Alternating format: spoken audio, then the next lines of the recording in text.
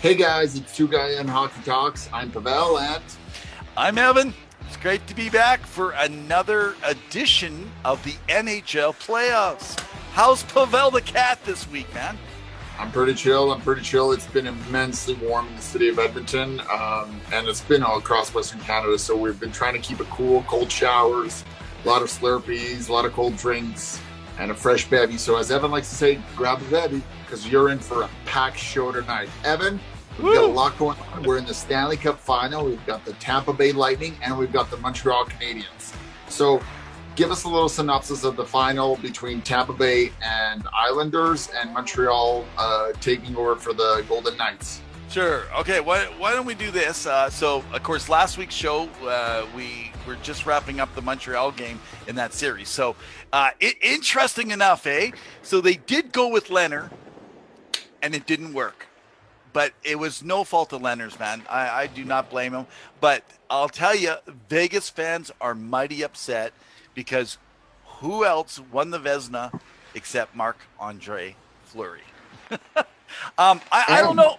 I don't know. I am actually rather shocked that they actually pulled that out. It was just like there was a disheartenment. Even Stone, like I mean, he was stopped stone cold. How many times by Montreal? They just seemed to be the dominant team, and they just kept pounding and pounding and pounding, man. Yeah, give credit to where it's due because Montreal's penalty kill was incredible. It was the best, and for whatever reason, Vegas power play has become their Achilles heel. Yeah. Like they just cannot score. And when you have the firepower that you do on that top line, you got to be able to score. And I think it was their defense who put up more points than their forwards, than Riley Smith and Jonathan Marchessault, then Mark Stone, then even Max Pacioretty, who was in that trade for Nick Suzuki. So, but as it stands right now, we're not going to be talking about the game that's on tonight. We know that, you're all following along. So mum's the word. We hope you're enjoying it. But in between, we've got some great hockey news happening. Evan, take us through it. So, well, hey, let's quickly look right now. In Tampa versus the Canadiens, I want to hit on this really quick here. Weber has been fined, finally, for slashing none other than who? Kucherov. Tampa Bay's best player. He's been cross-checking. He's been slashing. And, you take out the superstar, that's how you win in these playoffs. That's how it works, baby. I'm telling you. This is the way that these guys work. And I'm not just saying Tampa's got his own faults, but it just that's how you're going to beat these superstar teams. And I actually do believe that with the new NHL network coming in, that's where I want to go to, with the new NHL network coming in with ESPN and with Turner Sports, I actually believe they want to have superstars. They want hard hitting, but they want superstars. And I think you're going to see a change. You talked about betting, but I also think it's going to be, if you want viewership, you got to see incredible goals scored. You can't have 1-0 games. Yeah. 100%, 100%. Okay, let's hit the NHL network. So, man, people just keep jumping up to the gun here. Chris Chelios is joining ESPN. For those that do not know Chris Chelios, you're younger. Maybe you're following from a different country, not as familiar with the Canadian player. Chris Chelios is, I believe, one of the longest-serving players to play for how many years he's played in the NHL. I think he's going to be a fabulous broadcaster on ESPN. And, of course, so he's joining Messier. Now, today, and we know Gretzky's with Turner, but today, I believe I heard Ray Ferraro. Did you hear about this? Yeah. So who did he sign with? I think he's joining the ESPN team. They released a whole slew of people that will be joining, such as Cassie Campbell, who's moving over from Sportsnet, as well as someone like Kevin Weeks, who was an NHL analyst and was actually considered one of the front runners for the New York Rangers job for I don't know if it was coach or GM. I can't remember. It was a while back, but he was considered because of his extensive knowledge. So they're getting some big names, big guns, because they are really trying to promote the sport. And I Good for mean, them. you have the same thing right now with basketball. If you're watching the NBA playoffs, which have been thrilling and exciting, and a friend of mine and I have been, tuning in for some of the games, the Bucks and Yeah. Atlanta Hawks, really exciting games. And the Suns playing. One of the cool things is there on their panel, you've got Shaquille O'Neal and Charles Barkley, right? Two legends, two incredible players, and they like to bark at each other and harp at each other, and they tell it as it is because they've played the game. They've been in those hot situations. They've been to the finals. Shaq has won. Barkley hasn't, but they know what's up. So when you go to an expert like that, you're gonna get some banter, and I love it. I wonder if there was a pun in there when you say he likes to bark a lot. We're talking about Barkley. Barkley is made to bark. Man, that guy is an entertainer in himself. He should be in the movies. He's a big fan of hockey too. I don't know if you know this. He's a big LA yes, Kings fan. Los Angeles Kings fans. Yeah. Hey, before we kind of go off the Final Four originally of Vegas, I want to kick in something here. Of course, hearing now Marc-Andre Fleury talking about how he wants to end his career in Vegas. I'm going to say this, that bad blood has been passed over in Pittsburgh, and I think you can rule out any potential trade back to Pittsburgh. In fact, I think he is going to retire as a Vegas, and I think his next contract will be lower so that he will then kind of be switching out for Leonard to be the number one, and he'll start backing him up. I think they're going to have those two guys in the fold for a while. So I know I preached the train of him going back to Pittsburgh, and whether or not that doesn't happen, I mean, I could be out to lunch, so you guys can at me when you want. But what I do believe, Fleury is going to go to another team this offseason. Wow. I really do. I think they're going to have to change it up, and it's just because of the cap situation for Vegas. They cannot continue to have a goalie, and not of that caliber, but he's getting a year older. $7.5 million is a big cap hit, and you did sign Leonard to that 5x5, which we talked about when the podcast earlier began. So and in faith you trust, and in Leonard you trust, because that's where you put your money towards, and you start bringing up somebody else, right? You can't keep him forever. Yeah, even though they had a good tangent. I think the tandem of those two guys together, I think they're sticking together. They're going to find a way to make it work. Vegas is very much like Tampa Bay when it comes to being creative. I mean, how the heck did they get Alex Pietrangelo in there? I mean, you name it, they will do whatever they need to do. That's just my opinion, though. So now the most Vegas thing is going to happen is that Jack Eichel is in the rumors, as we've discussed, for Vegas, because what did they need this year, as we talked about last week? A center. So what if Jack Eichel somehow ends up in Vegas? And, they've talked about in Buffalo how they don't want to trade him to a rival team. Right. They want to change him to the other side, so the Western Conference. So although they have said that Columbus and Minnesota have both been out of the running for Eichel. So I don't know where he's going to go, but I wouldn't be surprised if Vegas made a run at it. Okay, so let's just quickly take a look. I just pulled up Cap Friendly here. Let's just look and make an assumption here. We have a couple minutes that we can just kind of go over this. Maybe in the comments, you guys got a thought or an idea. How can Vegas get Eichel? I mean, if Eichel, I got to admit, Eichel, they could somehow get him into Vegas with Pietrangelo, keep the goalies. I mean, keep some of those pieces together. Like, for example, you're not moving Shea Theodore, right? You're keeping Braden McNabb maybe. But, I mean, Alex Martinez, of course, he's probably going to be out, right? He's in UFA. But let's take a look. So we got Mark Stone at 9.5. He's going nowhere. We got Max Pacioretty at $7 million for the next 2 years. Could that potentially be something that happens to move Pet? I know he's got a no trade and a no movement clause. So I don't know how you make that work. I think they're going to focus on somebody else, maybe a William Karlsson, maybe. Okay. Honestly, I think it comes down to Riley Smith and Jonathan Marchessault. That's who I think will go. So Karlsson is signed for 6 more years at 5.9. Yes. So that's almost at 6, which would be wonderful cap hit for Buffalo. So that could be a potential, but you're going to have to take on another contract. So if they have a bad contract, and I'm not sure they really don't have other than a goalie, and no goalies going over on a no movement. They're not moving themselves over to Buffalo. So that might be something where something creative happens with the third team.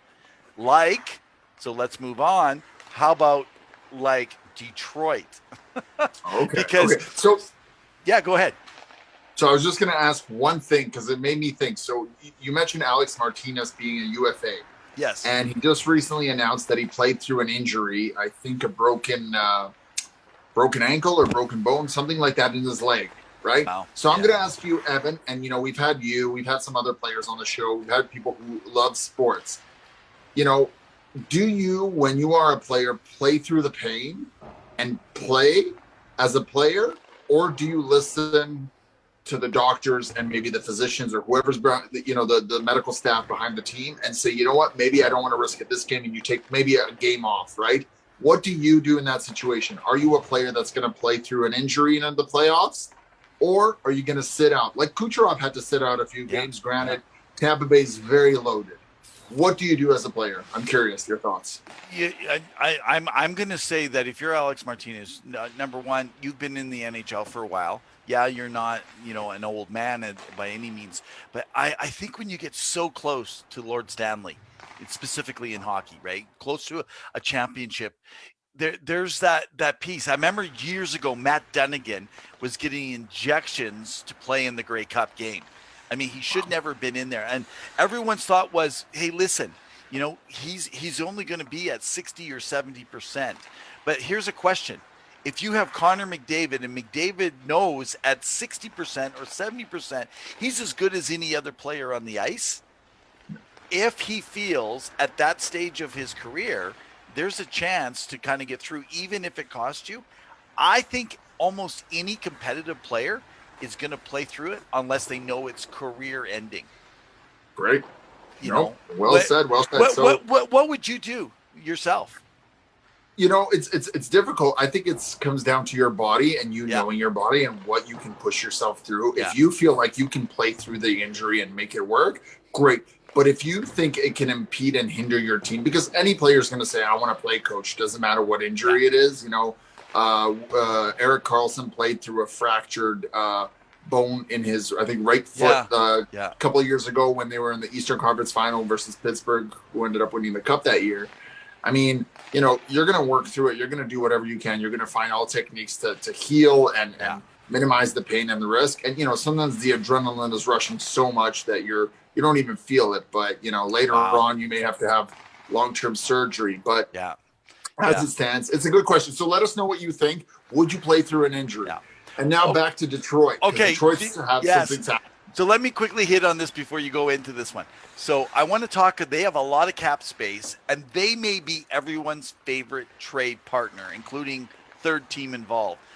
Let's just say I think that they are the NHL's 800-pound gorilla when it comes to cap space, man. They could load up really well on talent if they do this right. We know Arizona's been doing this, but they don't do it right. Now, several reliable sources that are close to the team in Detroit are actually saying, Eichel, let's move him from Vegas. He's sought out everywhere. Well, why wouldn't he be? Eichel could be a very good possibility as a target for the Red Wings, and that Yzerman likes this guy. Okay, interesting. That could blow everything wide open. Yeah. I mean, if I'm Eichel, I'm wanting to go play for a legend like Yzerman. Oh, I would too. I mean, but the other thing that Eichel has to make a decision on, and the team has to agree on, because one of the issues that, it's not even the difficult tenure that he's had in Buffalo. It's the surgery that is very progressive and unknown for his neck, and whether or not the team will allow that to happen. Because it needs to happen sooner than later, given that the time frame is, coming to the end of it. We're coming up on July here. Yeah. And the preseason starts in September. So recovery time may not be that quick. He may not be able to return to preseason or camp, right? So that's one thing. So you got to make that decision. B, you have to be able to, Buffalo reap the rewards of getting something for Eichel, which the asking price is high, right? So you've got a lot going on. Yeah. Detroit can offer that, and maybe they speed up their rebuild quickly. And with Yzerman, with everything that you're seeing in Tampa, how can you not trust an Yzerman? One of the greatest, if not the greatest GMs. And one of the funnest things that I've enjoyed comparing is that Yzerman and Sackett right now are one of the two best elite GMs competing against each other. Wasn't it just 20 years ago they were competing against each other on the ice for who was the best player? So I love the little bitter rivalry. I'm sure those conversations behind closed doors are wonderful, and we love to be a fly on the wall. I think Detroit, Colorado. They like going back into even those two teams playing each other. So, okay. So mentioning that, let's go into cap and touch in on the cap situation here, because I want to talk about five. How many I got? I got 5 teams specifically that there is some massive cap problems going into this year, and you would think Vegas is one, but they're not. They're number 6. So we don't need to spend a lot of time on this, but I just want, if one of these is your favorite team, I want you to throw your ideas, or if you like these teams.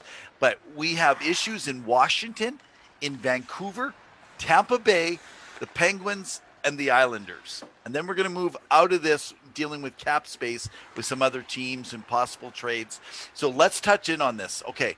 So first of all, let's face it, everybody knows Tampa's not done yet, but Tampa Bay is $5 million over going into next year.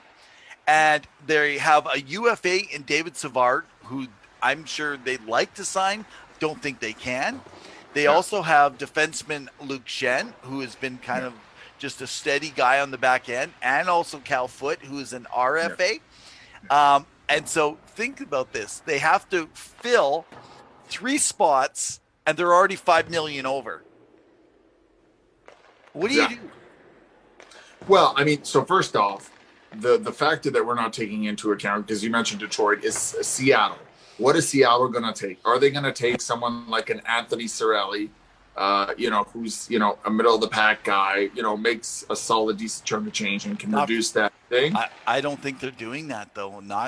They don't want to take on a big salary unless you got a superstar. You know what I think they're going to do, and it may be silly, is they're going to have somebody come out of this playoffs with an injury that's going to hold them off till the next year's playoffs, just like Kucherov did. And you know what?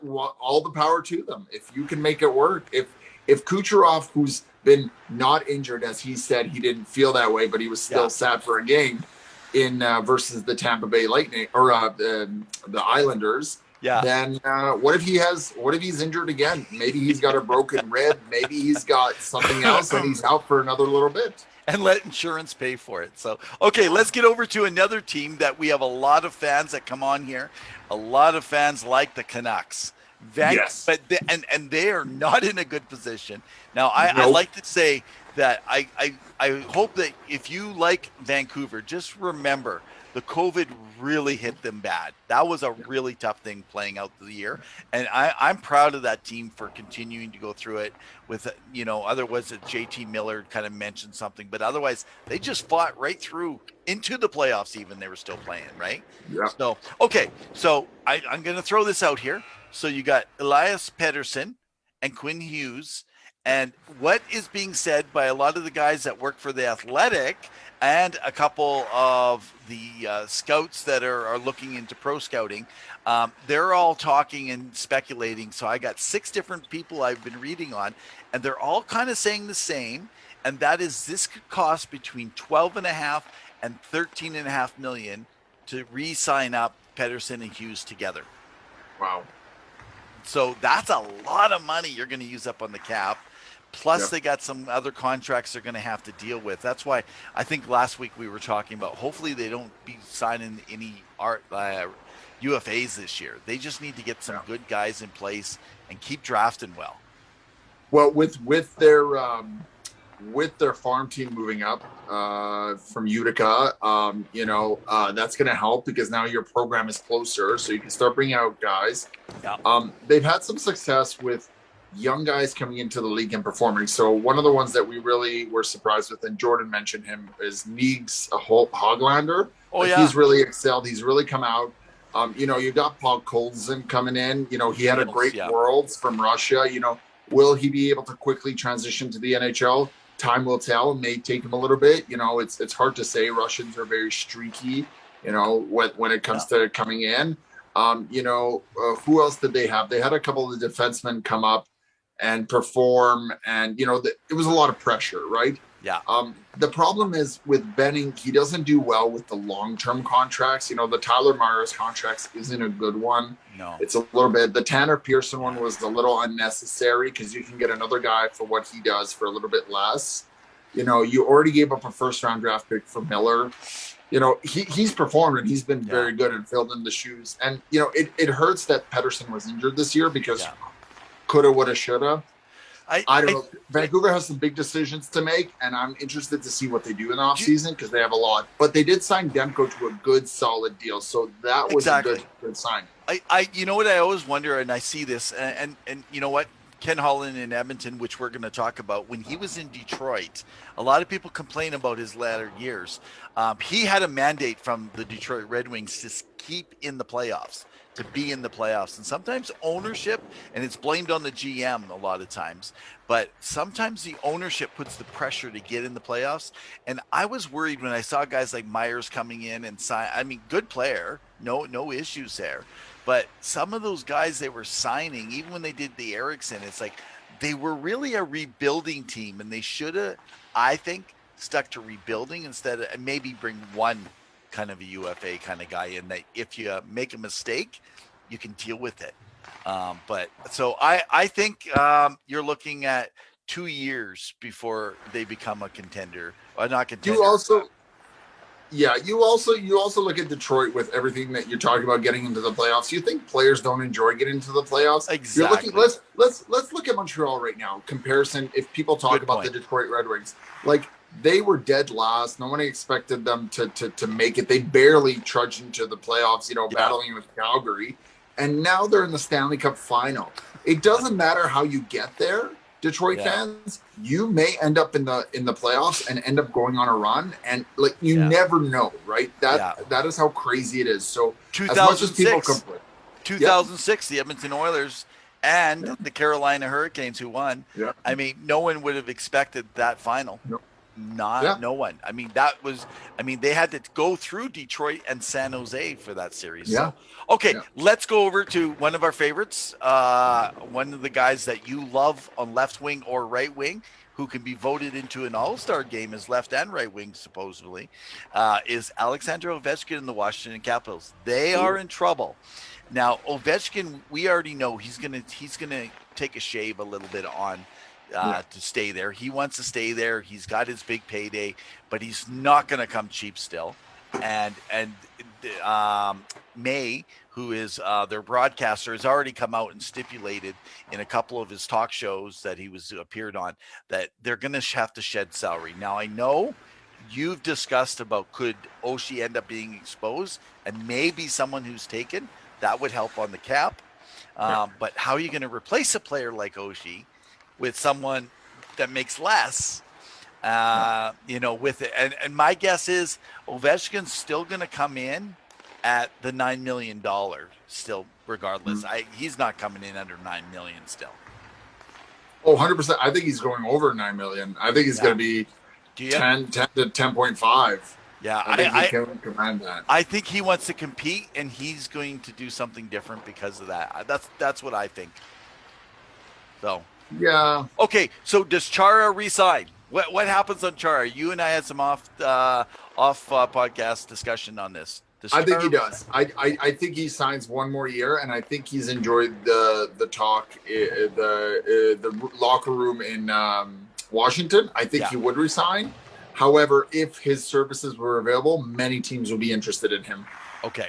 All right. Penguins, the other cap problem team I mentioned. Okay. So they need to resign. They need two other RFAs, Balger and I forget the other guy's name right now, but they're going to have a couple million after they resign these guys to fill out. So 2.5 million, maybe 3.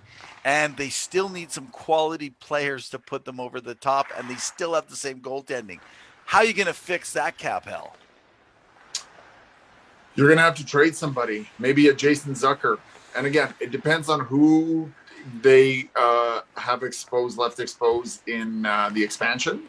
But I know with Ron Hextall and Brian Burke, they're going to be very careful and cautious. You know, we talked about what they're doing. They did a great job before, before the trade deadline and acquiring Jeff Carter, who has one more year. So he can fill well as a second or third line center, or even play on the wing with Malkin. He had a good thing. So, you know, because Barry Kapanen has been a solid player for them. He's still got a year. And he's making, like, he's not making an abundance either. So no. Okay, so do you think, because you're gonna have to replace Zucker if he goes? Yes, so, but you can replace him. Like, the thing with Pittsburgh is they have an excellent farm team because they keep bringing up guys that are elite, right? Like a Zach Aston Reich, solid player, comes up, does well, you know. Yeah. And again, I think their blue line is a little bit underrated. One of the guys that I think they have to re-sign, and it'll be a cheap signing, will be Cody Ceci. He only signed there for 1 year. I can see him signing for another. Mike Matheson, I believe he has one more year left. He's a little pricey, but who knows? I don't know. Actually, Mike Matheson has 5 years left. Oh, 5. Okay, at wow. 4.875. Wow. I mean, Pens fans, I heard a lot of their radio guys and stuff. They were quite shocked that they took on that contract. Yeah, that was. That was Rutherford. Yeah. Rutherford. Yeah. Yeah, exactly with it. So I'm not going to count Crosby and Malkin out. But John Marino's in there. I mean, for what is he? He's signed till the end of 26-27. So that's good. Marcus Pettersson, though, I'm always worried about that on left defense. He's signed for another 3 years, and he's $4 million. I mean, they got some bad contracts. Brandon Tanev. Yeah. Oh yeah. Could they let go? I mean, it's only 3.5, but what, he's playing third, fourth line. You still have him. Yeah, that's kind of like getting feedback. Sorry. That's like the Louis Erickson kind of stuff, right? Yeah. You know, so okay, so let's move over a little bit here again. So let's go to the one last team with cap problems, and then we'll hit on a couple trades and a couple little bits of information. Man, time's running. So okay, it's the Islanders. They are right at the limit with 23 players, but they will get $6 million in LTIR because of Boychuk being out. But they still have to re-sign Sorokin, their goalie, and they got to their RFA and Bolivier, and also Adam Pelch on defense. They still got these. Pelch, yeah. So, and again, they're at the limit. They got to figure a way to deal with all this. And there is talk, so let's mix a little bit of their cap problem into protection problem, because they got quite a few good players, is that they may have to expose Jordan Eberle. And would they expose him and lose him for nothing, or would they pursue a trade? Oh yeah, lose Crafty. I in Louis trust. I mean, he's back-to-back GM of the year, so he's gonna think of something to do. The thing with the Islanders is, with their goaltending, I don't think they're going to re-sign him, because for whatever reason, every year they have a new goalie tandem. They keep recycling new goalies. You think Sorokin's gone? I think so. Yeah. Or a cheap price, right? Or yeah, because they know what he's worth, and they never, like Boston, they never go over what the player's worth. They always get them under, and if not, they don't play hardball, or they play hardball. They don't take any chances, anything like that. They make sure that they get the deal that they want. Lou Lamoriello's crafty, and he has one of his financial guys, the name escapes me. He used to work for the NHL, and he helped design the salary cap. So I didn't even know that. I didn't know that. I forget the name is escaping me. I'll have to find out. If you guys know, type it down there. But I know he's one of his main guys in his office, so he knows how to use the system and use it to his advantage. And here's two things also. Remember, they're going to lose Kyle Palmieri and Travis Zajac, and to get them into that cap. And so here's the thing, and just pulling up Cap Friendly, you got Lee Anders at 7, you got Barzell at 7, you got Brock at 6, you got Eberle at 5.5, you got JJ Pajot at 5, you got Josh Bailey at. I mean, they are loaded at those front line. That's where they have to unload somewhere. And and they got one more year of Clutterbuck, who's still at 3.5 sitting on here. And then Well, like their defense is cheap, man. 5.5 for Letty, 5 for Pulak. Everybody else is $1.5 million and under, unless they can Pellich, they can. that is an underrated defense line right there. That is like Pellick Exactly. and Bullock. It's just like insane how much of a defensive pairing that is. And Varlamov, he's got 2 years now, but he's only at 5. And for a number one goalie, so good on Lou. I mean, the fact that they made it in and they got a buy-in. So I was going to say, as much as they clog up the zones, and my opinions on that, I'm actually impressed that they got buy-in from those forwards who love offense, and they still got buy-in on that. So the challenge with Islanders is they've given a lot of picks away for a lot of their players. Pajot was a few picks to Ottawa. Now you gave up some picks to New Jersey for Travis Zajac, and Kyle Palmieri. And of course, they're the typical Lou guys, but like you got to see what they're doing. You know who I think is gone, and I don't know if they'll trade him or expose him, is Leo Komarov. Because they like Matt Martin. He's a bigger guy. Their fourth identity line is solid, but I think Leo Komarov is the odd man out. The other one that I think Seattle may take a look at, because he really performed in the playoffs, is Scott Mayfield. I think he really has potential. Yeah, Scott Mayfield, man, stay away from him. He'll cross-check you, nail you in the face, slash you, kick you. But you know what? He's a tough player, and they could have penalized him, but he never got a penalty. Okay, let me start a new rumor. This is totally on Evan here, reading between something here, and this is going to make some fun. Now, I doubt it's going to go anywhere because we only get 2 people watch us, But Jordan Eberle. Hi, Mom. Hi, my mom. And thank you for the 2 of you. We love your support. Okay, guys. So here we go. Let's swing over to one of the teams that's going to be most active in free agency and trades. Makes sense because they have the number 1 player in the league. You can't debate it. In Connor McDavid. Could Eberle be swung in a trade to go back to Edmonton? Yeah.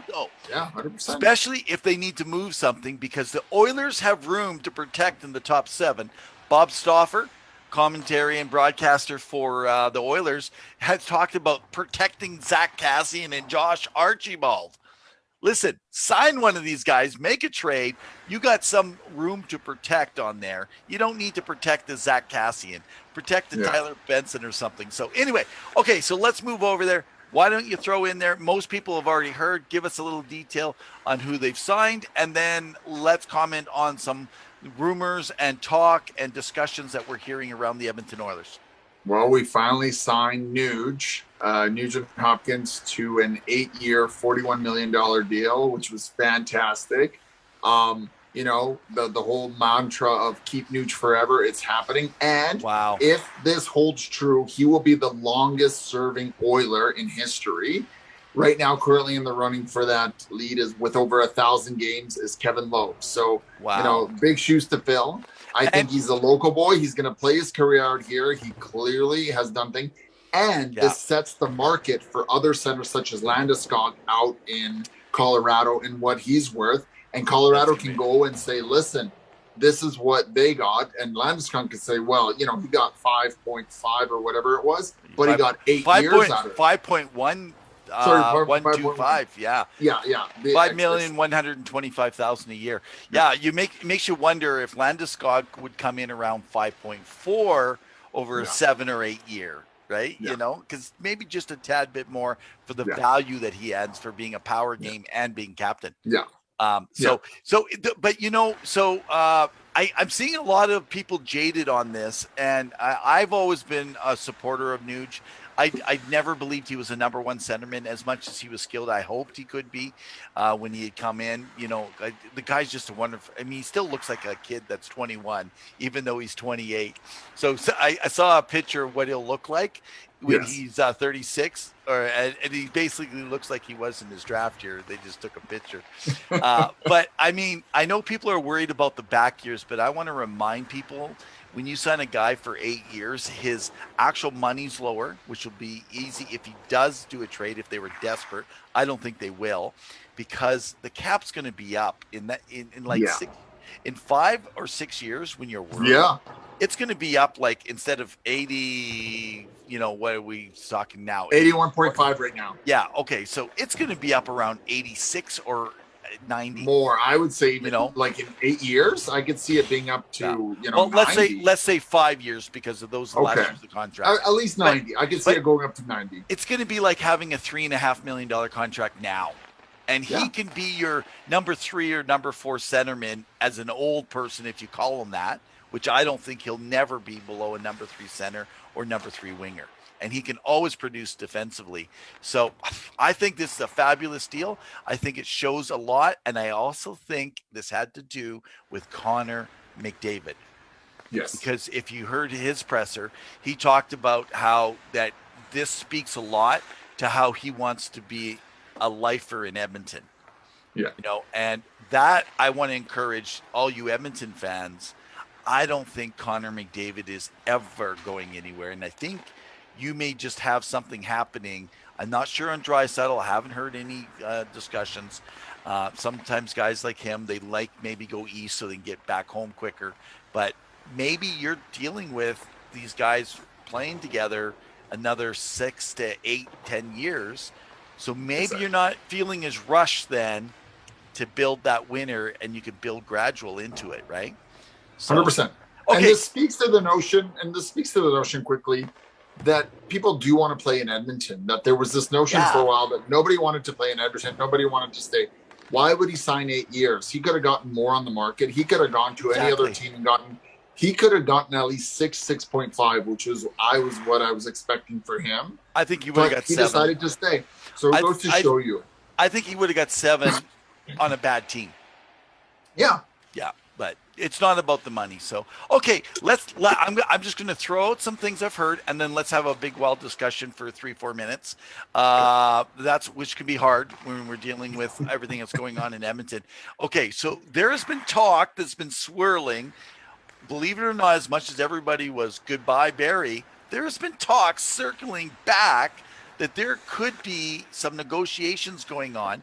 Barry will hit the market is what everyone's saying, but Yes. there is negotiations. He's been given an offer somewhere between 4.5 and 5, maybe over a 3 to 5 year term. And that could be interesting because it changes everything up. Everyone's got their opinions. I don't think this is a matter of whether they do it or not. It's just interesting. They could potentially be interested if this is true. So there's that piece. Plus, you're going to talk about Chicago in talking about Duncan Keith. Friedman's saying and giving us information. You can share that in a moment here. And also, Hall and or DeBrusk. I don't believe that they're both staying in Boston. And that's going to make one of them open. I think they're going to try and sign Hall first. If they don't, they go back to DeBrusk. And that means I actually think Hall and or DeBrusk revisit Alberta back to Edmonton or Calgary as one of those guys in a potential trade or a UFA signing. So, okay, so let's hit in on Duncan Keith. Update us a little bit. Sure. So Elliot Friedman reported today via Twitter that there's some movement in Chicago with Duncan Keith potentially moving to the Pacific Northwest or Western Canada for a team that is interested, right? So that could mean any number of teams: Vancouver, Edmonton, Calgary, Winnipeg, even Seattle now, right? Pacific Northwest. Yeah. The one thing that is curious is Duncan Keith, excellent defenseman, 3-time Stanley Cup champion, elite guy, older, what is he, 37, 38 now? He is from Winnipeg. So it makes you wonder, would he go to Winnipeg? Because they need a defenseman in the back end, and that would be a good thing. With Calgary, they're going to have to expose one of their D guys. And we know Seattle, if they're going to follow the model that Vegas did in the expansion, which we're hoping to do a show on, they may expose Giordano. who may go, and then Seattle may Right. flip him, as Elliot Friedman also reported. So that could be. Edmonton could use a defenseman because Oscar Klefbom is down, and it looks like from the reporting he may not be able to play again. There's no definitive answer yet on that. I hope Oscar Klefbom can come back because that'd be great, but unfortunately, it's still unknown. And Vancouver, even though they're in cap hell, maybe this is a way with Chicago having some freedom and flexibility with their cap, trades with Vancouver to move over Duncan Keith's money, but somehow takes on maybe a Tyler Myers contract. So a swap for a cheaper player. So a lot of discussions, a lot of things. I don't 100% believe that Seattle will take him just because they want him, because if they did, they would just flip him to another team, right, for picks or something. Yeah. But that's kind of where it's at. Now, the other thing I wanted to mention about Chicago is that it has come out that Jonathan Toews is back, their captain. There was a lot of speculation about what had happened, but he had a bit of an illness, which you can check out on the Chicago Instagram, Blackhawks Instagram page, chronic illness that caused some stress, and he had a hard time getting over it. And so, a lot of people speculated, oh, it was COVID, it was this, a lot of things in the air. The problem is Jonathan Toews is an elite leader. He's a captain. He's strong, and that team will be better with him there.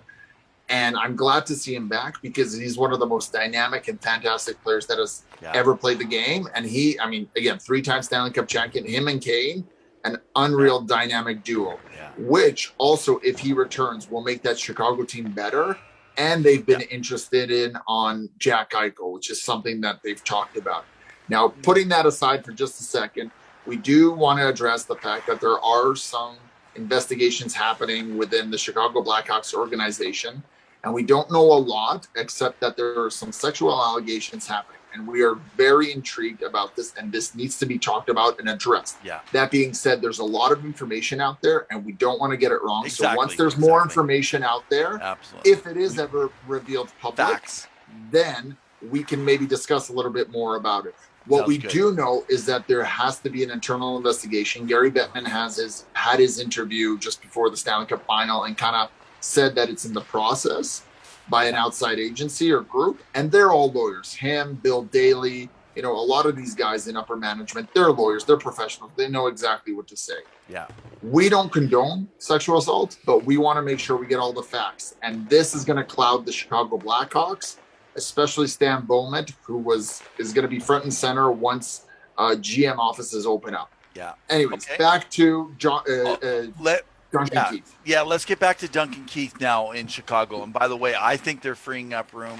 I don't think they're going to go after Eichel. I think it's Seth Jones, which now opens up Caleb Jones going over there in the rumors. So something that, and this is, I've heard a few people discussing this, no one notable whatsoever. So do not read into this part of it.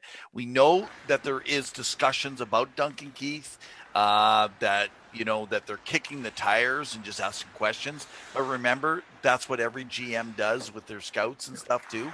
However, I want you guys to think there is right now, Holland is looking for a third line wing centerman. And it was a bad year for Dylan Strome. And he is at $3 million. He has 1 year left, and he's an RFA. Plus, Connor McDavid played with Dylan Strome in their final 2 years. So he was with him for a couple of years already. There's a history to that. If they go after it, I think that there's a bit of discussion that could happen. So if you're taking on Duncan Keith, because you're not bringing back Klefbom, obviously, for sure, and if you're not bringing back Tyson Barrie or to re-sign him, could there be something where Strome could also be that second line centerman, a centerman and a left wing like Nuge is playing? And then you could rotate between Draisaitl and McDavid between these two guys. Or you could put McDavid and them together, and you put Dylan Strome with Ryan Nugent-Hopkins and say Yamamoto and or Puljujarvi. You have a mix. I'm telling people, look, if something happens with Edmonton, I think Strome could very potentially be a part of that. Okay. Interesting. So, and I think on a trade front, I do think that they would rather not do a free agent in that second spot, that they need one more top six. for the left wing. I think that it would be a trade for a DeBrusque or someone like that, or a Strome, or I don't think they want to sign a UFA to that because you're going to pay. Yeah, 100%, 100%. Yeah, you want someone with term and some time, like not too much. The other thing that I kind of want to mention, because you kind of alluded to it, is my instinct is that Seth Jones is going to go to Philadelphia Flyers. I think they're going to make a real push for him, and I think he's going to go there. And the reason being is because they're looking someone to replace Matt Niskanen, and he may not be no Matt Niskanen, but he's a veteran and he's a solid guy, and he is the type of guy that I believe Chuck Fletcher that's there. Like he would want him there. So that's where I think is. The other center that people should keep an eye out is Connor Garland out in Arizona. Yes. Because the team is not very happy with him, and he can play second, third line. And he's got a good term and good money on him. Another watch out for him. He may not come to Edmonton, but a lot of teams are going to be interested in his services. Okay, we got to do a wrap here. Okay, so I just want to mention the Coyotes. Speaking of them, they have a news conference called for 11 tomorrow, which is Canada Day. As I'm Canadian, you're Canadian. We know it is Canada Day, but tomorrow at 11 a.m., I believe it's Mountain Time. But it's being said that they're going to announce their new head coach, which should be Andre Toye. I think that's how you say his name. He's coached for the 67s and also for Hockey Canada. It's believed that he will be the next head coach of the Arizona Coyotes. Interesting. Also, I want to mention for you that follow the CHL, their import draft was today, so be tuning into our Facebook page. We'll give some notable facts on some potentially really good guys that come. The import draft is some really good players. So can we end with a final thought on this, Pavel, as we go on, as we're extending? We originally planned a little shorter show, but we got so much stuff. Listen, several rankings are now showing Owen Power as low as 7th in the draft. But what I find really weird is Mackenzie has shown that every scout and every team that he's connected with have Owen Sound as the number 1 draft.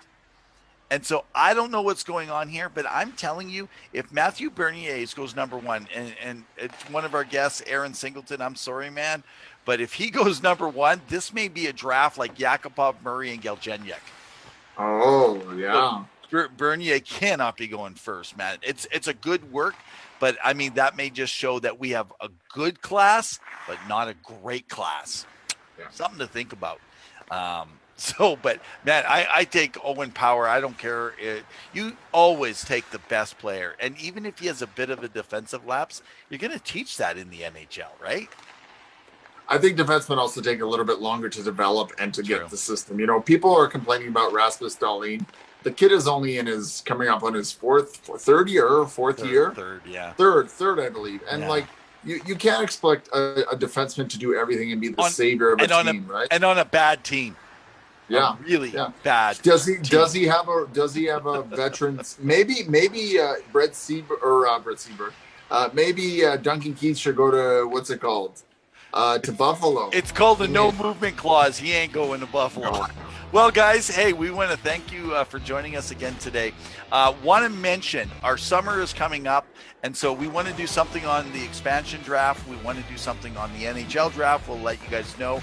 It won't be our regular Wednesday editions. We have something special, but we only got a couple more weeks with you, and then we're going to be taking a summer break and just kind of interacting, but keep connected to us. Follow us these last couple of weeks while we wait out the Stanley Cup winner, and we'll keep you updated. All right, man. Any last thought?